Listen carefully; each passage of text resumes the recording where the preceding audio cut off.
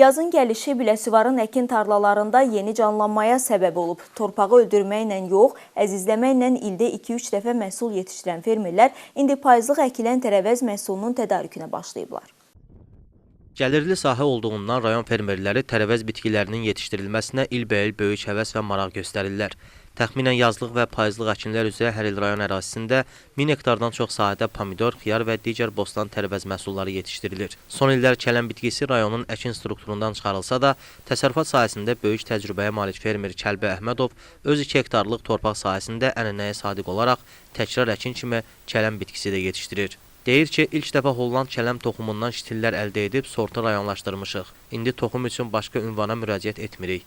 Yığım zamanı iri həcmli kələm kötüklərini torpaqda saxlayıb, növbəti əkin ili üçün sağlam toxum əldə edirik.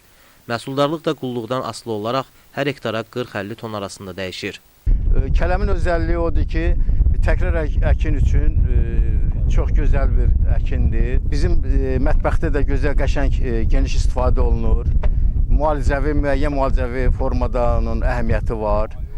Bir də ki, gəlir cəhətdən kələmin qış mövsümündə fermerə böyük bir elə bil ki, dayaqdır. Kələm bitkisi sort və növündən asılı olaraq demək olar ki, təsərrüfatlarda ilin bütün fəsillərində yetişdirilməsi mümkündür. Hazırda ötən ilin payız mövsümündə təsərrüfatlarda yetişdirilən kələmin dərin prosesi həyata keçirilir və hazırda məhsulun qiyməti mövsümün əvvəlinə fərqli olaraq xeyli aşağı düşüb.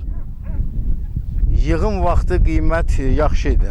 Elə hardasa deyək, biz başlamışıq 70 qəpiyə də vermişik, 80 qəpiyə də vermişik kiloqramın.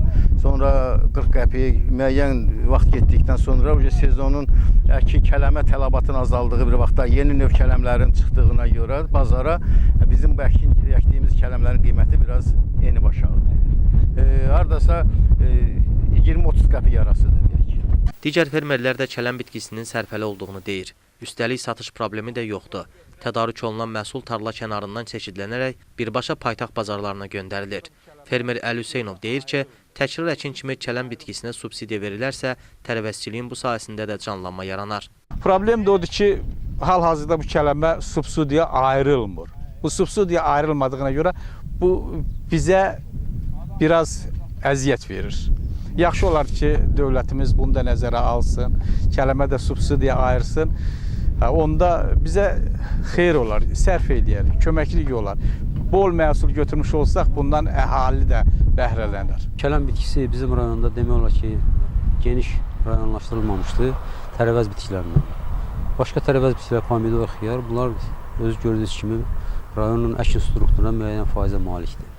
Lakin kələmə deməli, bazarı olduğu üçün, maraq olduğu üçün ayrı-ayrı fermerlər az miqdarda bu işlə məşğuldur. Hələlik subsidiya bu bitkiyə verilmir. Ola bilsin gələcəkdə bu fermerlərin bu bitkiyə marağını nəzərə alaraq müəyyən qərarlar qəbul edilə bilər.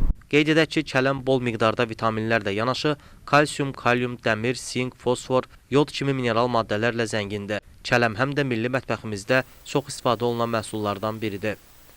Əyyub Məmmədov, Samir Qurbanov, Zahid Aydınoğlu, Biləsuvar.